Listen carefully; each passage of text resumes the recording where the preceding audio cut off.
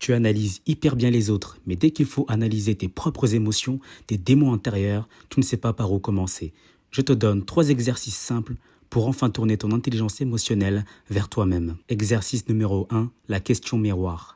À chaque fois que tu es perdu dans tes émotions, demande-toi si c'était mon meilleur ami qui vivait exactement la même situation que moi. Qu'est-ce que je lui dirais là, tout de suite? Et la réponse que tu donnerais à ton ami, applique-la enfin à toi-même. Tu arrêtes de te traiter comme une exception qui ne mérite pas la même compassion que les autres. Exercice numéro 2. Chaque soir, tu réponds à 2 questions simples. L'émotion principale que j'ai ressentie aujourd'hui, c'est quoi? De quoi j'avais vraiment besoin à ce moment-là? Tu peux écrire « Je me suis senti anxieux, j'avais besoin d'être rassuré » ou « Je me suis senti en colère, j'avais besoin qu'on me respecte ».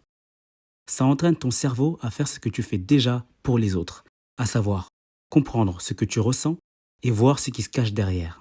Exercice numéro 3. Le soir, avant de te coucher, écris ta propre journée comme si tu parlais de ton meilleur ami.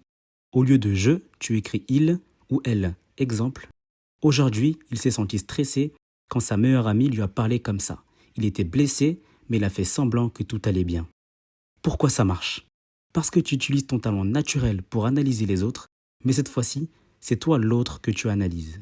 Si tu testes au moins un de ces exercices cette semaine, tu vas voir que tu n'es pas nul pour t'analyser, tu n'avais juste jamais appris à te regarder avec la même douceur que tu regardes les autres.